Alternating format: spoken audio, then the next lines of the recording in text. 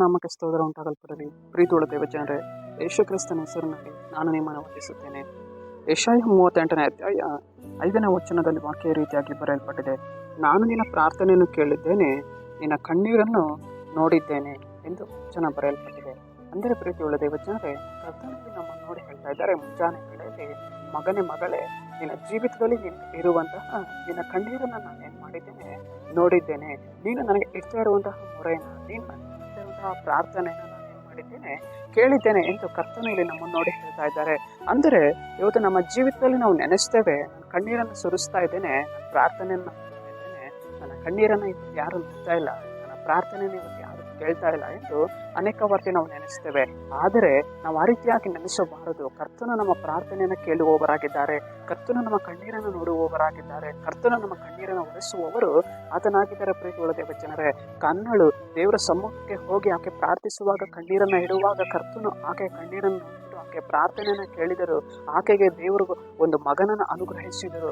ಅದೇ ರೀತಿಯಾಗಿ ಇವತ್ತು ನಮ್ಮ ಜೀವಿತದಲ್ಲಿಯೂ ಕೂಡ ಕರ್ತನು ನಮಗೆ ಇರುವಂತಹ ಎಲ್ಲ ಕಣ್ಣೀರನ್ನು ಕರ್ತನು ತೆಗೆದುಹಾಕುವವರು ಆತನಾಗಿದ್ದಾರೆ. ಹೇಗೆ ದೇವರು ಹನ್ನಳ ಕಣ್ಣೀರನ್ನು ಒರೆಸಿದರೋ, ಇವತ್ತು ನಮ್ಮ ಜೀವಿತದಲ್ಲಿಯೂ ಕೂಡ ಕರ್ತನು ನಮಗೆ ಇರುವಂತಹ ಕಣ್ಣೀರನ್ನು ಒರೆಸುವವರು ಆತನಾಗಿದ್ದಾರೆ. ಇವತ್ತು ಎಷ್ಟೋ ವಿಚಾರಗಳಲ್ಲಿ ನಾವು ಅನೇಕ ವರ್ಷಗಳಿಂದ ನಾವು ಪ್ರಾರ್ಥನೆ ಮಾಡ್ತಾ ಇರ್ತೇವೆ, ಕಣ್ಣೀರನ್ನು ಸುರಿಸ್ತಾ ಇರ್ತೇವೆ. ಆ ಒಂದು ಕಣ್ಣೀರಿನ ವೇದನೆಯಲ್ಲಿ ನಾವು ಏನಾಗಿರ್ತೇವೆ, ಮುಳುಗಿ ಹೋಗಿರ್ತೇವೆ. ಆದರೆ ಈ ಮುಂಜಾನೆ ವೇಳೆಯಲ್ಲಿ ದೇವರು ವಾಗ್ದಾನವನ್ನು ಮಾಡ್ತಾ ಇದ್ದಾರೆ, ಮಗನೇ ಮಗಳೇ, ನಿನ್ನ ಜೀವಿತದಲ್ಲಿ ಇರುವಂತಹ ನಿನ್ನ ಕಣ್ಣೀರನ್ನು ನೋಡಿದ್ದೇನೆ, ನಿನಗೊಂದು ಬಿಡುಗಡೆಯನ್ನು ಕೊಡ್ತೇನೆ, ನಿನ್ನ ಪ್ರಾರ್ಥನೆಯನ್ನು ನಾನು ಕೇಳಿದ್ದೇನೆ, ನಿನ್ನಲ್ಲಿರುವಂತಹ ದಾಸತ್ವದಿಂದ ನಾನು ಏನು ಮಾಡ್ತೇನೆ, ಬಿಡುಗಡೆಯನ್ನು ಮಾಡ್ತೇನೆ ಎಂದು ದೇವರಲ್ಲಿ ನಮ್ಮನ್ನು ನೋಡಿ ಹೇಳ್ತಾ ಇದ್ದಾರೆ. ಕರ್ತನು ಇಸ್ರಾಯೇಲರನ್ನ ದಾಸತ್ವಗಳಿಂದ ಬಿಡುಗಡೆ ಮಾಡಿದ್ರು. ಅದೇ ರೀತಿಯಾಗಿ ನಮ್ಮ ಜೀವಿತದಲ್ಲಿ ಕೂಡ ಸೈತಾನನು ಅನೇಕ ಒಂದು ದಾಸತ್ವಗಳನ್ನು ತೆಗೆದುಕೊಂಡು ಬರುವವನಾಗಿದ್ದಾನೆ. ಆ ದಾಸತ್ವದಲ್ಲಿ ನಮ್ಮ ಕಣ್ಣೀರುಗಳು, ಬಾಧೆಗಳು ಕರ್ತನು ನೋಡಿ ಆ ದಾಸತ್ವದಿಂದ ನಮ್ಮನ್ನು ದೇವರು ಏನು ಮಾಡುವವರಾಗಿದ್ದಾರೆ, ಬಿಡಿಸುವವರಾಗಿದ್ದಾರೆ. ಸರಿ, ನಾವು ಪ್ರಾರ್ಥಿಸೋಣ. ಕರ್ತನೆ, ನಿಮಗೆ ಸ್ತೋತ್ರ ಸ್ವಾಮಿ.